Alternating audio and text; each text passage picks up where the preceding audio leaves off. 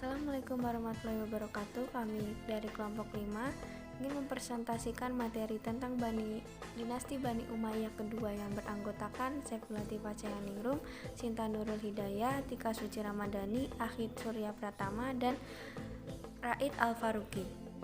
Baik, selamat menyaksikan. Sejarah berdirinya Daulah Umayyah II.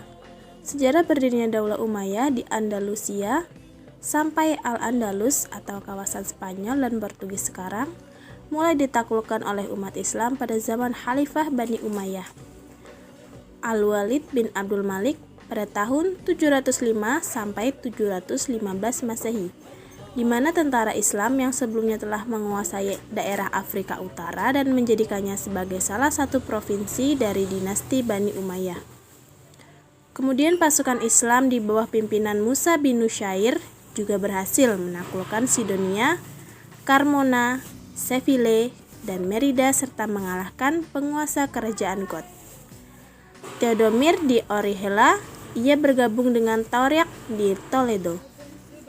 Selanjutnya keduanya berhasil menguasai seluruh kota penting di Spanyol, termasuk juga bagian Aranya, mulai dari Zaragoza sampai Navarre. Gelombang perluasan wilayah berikutnya muncul pada masa pemerintahan Khalifah Umar bin Abdul Aziz sekitar tahun 99 Hijriah atau 717 Masehi, di mana sasaran ditujukan untuk menguasai daerah sekitar Pegunungan Pirenia dan Perancis di selatan. Selanjutnya, tokoh-tokoh Bani Umayyah II. Abdurrahman Ad-Dakhil adalah peletak dasar bagi berdirinya dinasti Bani Umayyah di Spanyol berkuasa 33 tahun. Abdurrahman Ad-Dakhil mampu menguasai Spanyol setelah mengalahkan Yusuf Al-Fihri, gubernur Andalusia. Masa pemerintahannya dikenal oleh para ahli sejarah dengan masa pembangunan besar-besaran. Dia membangun kota menjadi lebih indah, membuat pipa air agar masyarakat ibu kota memperoleh air bersih, dan mendirikan tembok yang kuat di sekeliling kota Cordoba dan istana. Ad-Dakhil juga membuat taman yang dinamakan Ar-Rusafah di luar kawasan Cordoba. 2. Al-Hakam bin Hisham yang berkuasa sejak 796 sampai 822 di Andalus. Al-Hakam adalah anak kedua dari Hisham I. Kakaknya telah meninggal ketika masih muda. Ketika dia berkuasa, ia ditantang oleh pamannya Sulaiman dan Abdallah, keduanya anak Abdurrahman I. 3. Abdurrahman ibnu Hakam.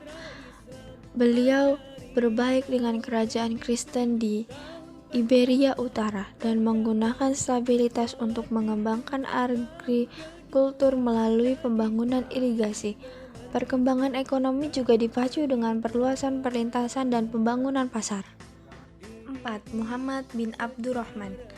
Beliau memerintah setelah kematian Abdurrahman V, ketika orang-orang dari Cordoba memberontak melawan dan dipaksa untuk meninggalkan kota. Beliau meninggal setelah diracuni ketika beliau berusia 50 tahun. 5. Abdullah bin Muhammad. Beliau seorang yang kejam dan tidak segan-segan menyingkirkan orang-orang yang dianggapnya sebagai ancaman, bahkan dari keluarganya sendiri. Beliau memerintahkan hukuman mati. 6. Abdurrahman bin Muhammad.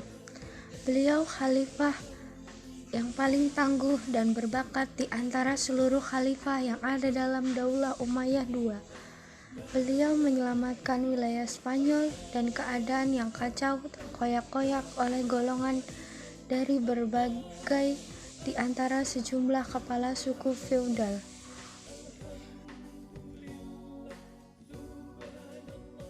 Masa kejayaan dinasti Bani Umayyah. Masa kejayaan yang pertama ialah pembangunan jalan raya.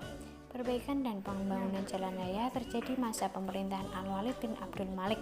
Sang khalifah sangat memperhatikan rute menuju negerinya untuk memudahkan menuju ke Baitul Haram.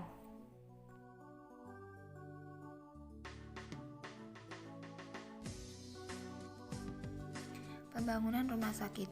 Sarana tersebut digunakan untuk merawat dan mengisolasi pasien kusta atau lepra. Pembangunan rumah sakit ini berlanjut di era kekhalifahan Harun ar-Rasyid. ada pemungutan upeti. Kebijakan dihilangkannya pemungutan upeti diterapkan di masa pemerintahan Umar bin Abdul Aziz. Awalnya aturan ini diterapkan para pemimpin kepada mereka yang baru menganut Islam dengan alasan menguji kesetiaan. Runtuhnya dinasti Bani Umayyah II. Runtuhnya Daulah Umayyah II.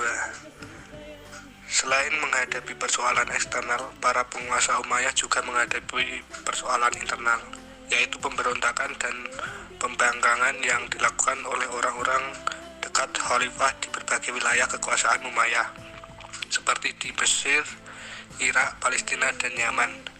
Pemberontakan yang terjadi selama pemerintahan dinasti Umayyah umumnya dipicu oleh faktor ketidakpuasan terhadap kepala daerah yang ditunjukkan oleh khalifah. Kesibukan Marwan II dalam menumpas pemberontakan membuat wilayah Khurasan dikuasai Bani Abbas, dinasti yang didirikan Abu Abbas As-Saffah. Gerakan Bani Abbas ini merupakan ancaman terbesar bagi kelangsungan hidup dinasti Umayyah. Sejak saat itu, Bani Abbas mulai melakukan ekspansi untuk memperluas wilayah kekuasaannya. Wilayah-wilayah yang dahulu dikuasai oleh dinasti Umayyah pun berhasil direbut. Bahkan pasukan Bani Abbas berhasil membunuh Marwan II dalam sebuah pertempuran kecil di wilayah Bushair, Mesir. Kematian Marwan II menandai berakhirnya dinasti Umayyah yang berkuasa dari 41 Hijriah atau 661 Masehi hingga 133 Hijriah atau 750 Masehi. Dinasti Bani Umayyah mengalami masa kemunduran, ditandai dengan melemahnya sistem politik dan kekuasaan karena banyak persoalan yang dihadapi para penguasa dinasti ini. Di antaranya adalah masalah politik, ekonomi, dan sebagainya. Seperti diketahui bahwa setelah Khalifah Hisham bin Abdul Malik, para khalifah Bani Umayyah tidak ada yang dapat diandalkan untuk mengendalikan pemerintahan dan keamanan dengan baik. Selain itu mereka juga tidak dapat mengatasi pemberontakan di dalam negeri secara tuntas. Bahkan mereka tidak mampu lagi menjaga keutuhan dan persatuan di kalangan keluarga Bani Umayyah sehingga sering terjadi pertikaian di dalam rumah tangga istana. Penyebabnya adalah perebutan kekuasaan. Siapa yang akan menggantikan kedudukan khalifah dan seterusnya. Setelah sekian lama mengalami masa-masa kemunduran, akhirnya dinasti Umayyah benar-benar mengalami kehancuran atau keruntuhan. Keruntuhan ini terjadi pada masa pemerintahan Marwan bin Muhammad setelah memerintah lebih kurang 46 tahun. 744 sampai 750 Masehi. Dalam peristiwa itu, salah seorang pewaris tahta kekhalifahan Umayyah, yaitu Abdurrahman yang baru berusia 20 tahun, berhasil melarikan diri ke daratan Spanyol. Tokoh inilah yang kemudian berhasil menyusun kembali kekuatan Bani Umayyah di seberang lautan yaitu di keamiran Cordova. Di sana dia berhasil mengembalikan kejayaan kekhalifahan Umayyah dengan nama Kekhalifahan Andalusia. Ada juga beberapa faktor yang menyebabkan dinasti Bani Umayyah lemah dan membawanya pada kehancuran. Faktor-faktor itu ialah: 1. Sistem penggantian khalifah melalui garis keturunan adalah sesuatu yang baru bagi tradisi Arab yang lebih menekankan aspek senioritas. Pengaturannya tidak jelas. Ketidakjelasan sistem pergantian khalifah ini menyebabkan terjadinya persaingan yang tidak sehat di kalangan anggota keluarga istana. 2. Latar belakang terbentuknya dinasti Umayyah tidak bisa dipisahkan dari konflik-konflik politik yang terjadi di masa Ali.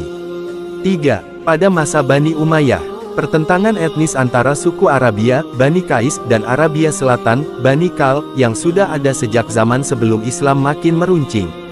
4. Lemahnya pemerintahan Daulat Bani Umayyah juga disebabkan oleh sikap hidup mewah di lingkungan istana sehingga anak-anak khalifah tidak sanggup memikul beban berat kenegaraan tatkala mereka mewarisi kekuasaan.